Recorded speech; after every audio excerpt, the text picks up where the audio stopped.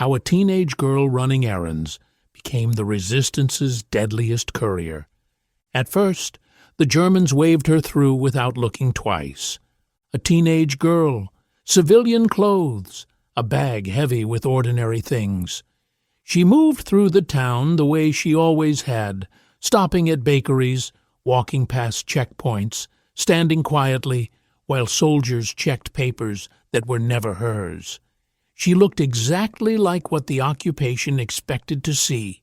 Someone small, someone forgettable, someone running errands. What they didn't see were the messages hidden among the food.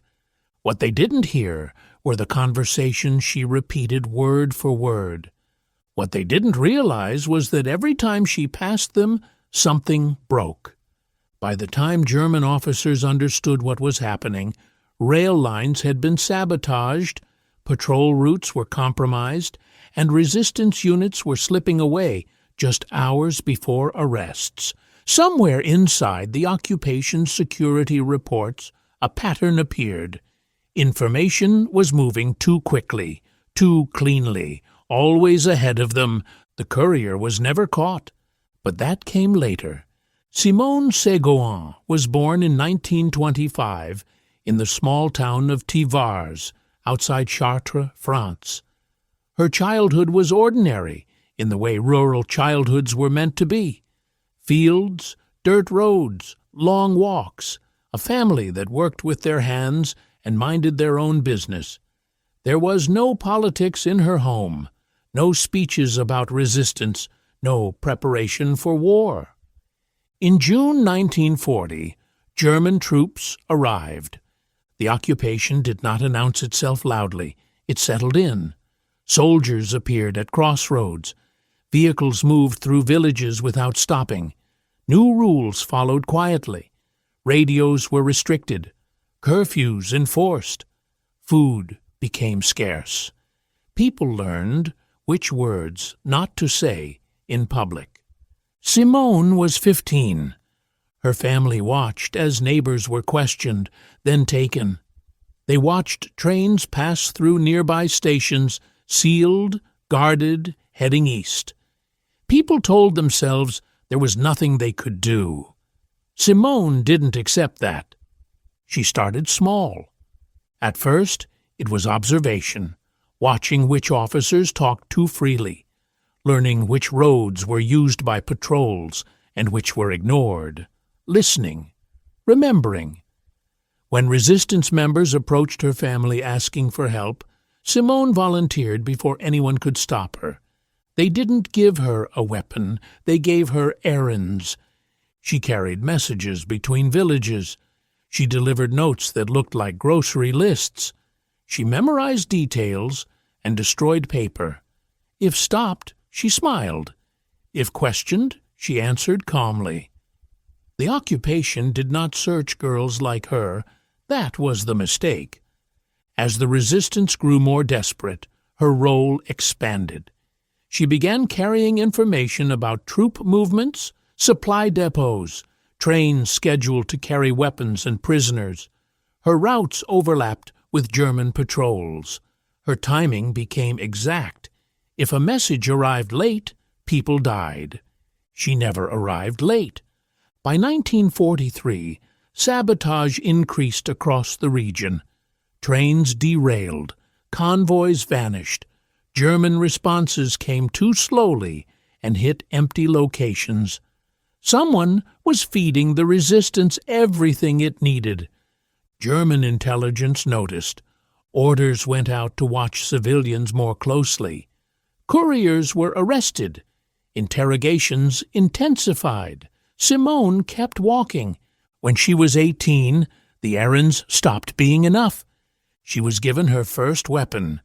The weapon felt wrong in her hands. It was heavier than she expected, cold, mechanical, nothing like the baskets and folded notes she had learned to trust. The resistance leader who gave it to her did not offer instructions. He only explained when to use it, if a patrol blocked a route, if an arrest was imminent, if capture would expose others. Until then, she was to keep running errands. She did both. Simone learned quickly that the Germans did not change their habits easily. Patrols walked the same streets. Officers drank in the same cafes.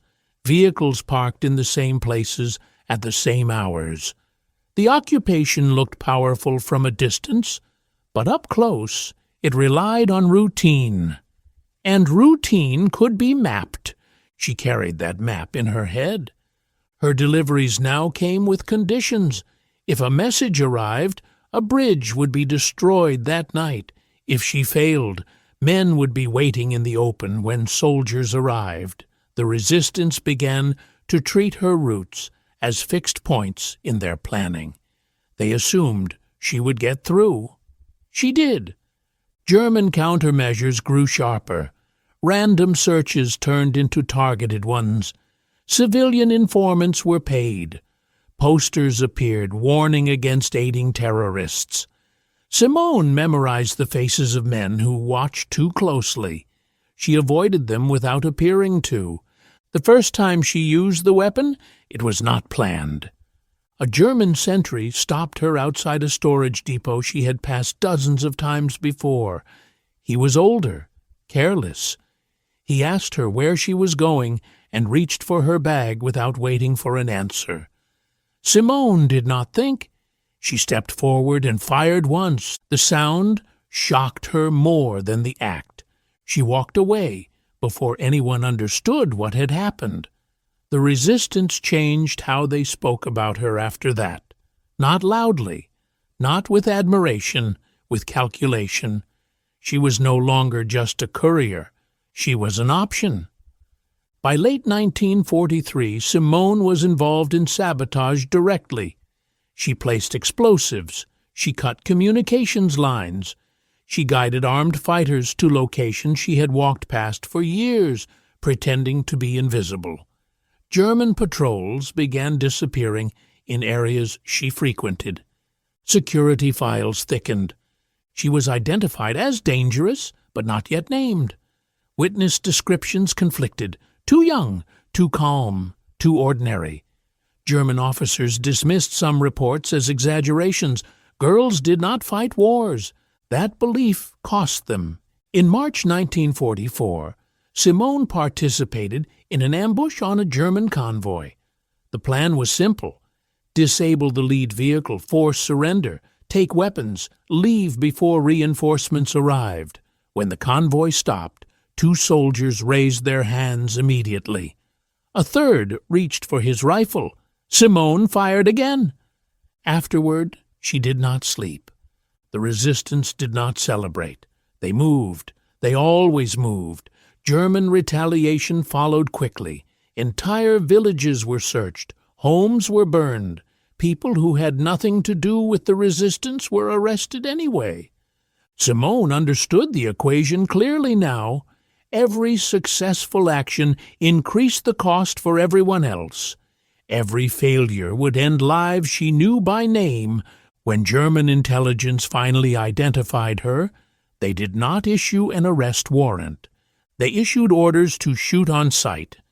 She learned this from a warning passed to her by a railway worker who should not have known. The message reached her on time, as they always did. She burned it and changed her routes for the last time. The errands were over. The Germans never arrested her. They came close. Roadblocks tightened. Informants pointed. Patrols searched houses minutes after she passed through them. Twice she arrived at safe locations already compromised. Twice she left through back doors while soldiers entered the front. By the spring of 1944, survival depended less on planning and more on timing. Then the war moved faster than the occupation could. Allied forces pushed west. German units withdrew in confusion. Files were destroyed. Names vanished. Orders contradicted each other. Simone stopped carrying messages, not because she chose to, but because there was no longer anyone left to deliver them to. Liberation came without ceremony. After the war, she did not speak much about what she had done. There were no victory parades for couriers, no medals handed out in town squares. The people who knew remained quiet. The people who didn't never asked. Years later, when records were organized and resistance files opened, her name appeared in official histories. Not as a symbol, not as a legend, as a fact. A teenage girl who ran errands. A courier who passed through checkpoints untouched. A civilian the occupation never managed to stop. The Germans had looked at her and seen nothing worth searching. That was the mistake.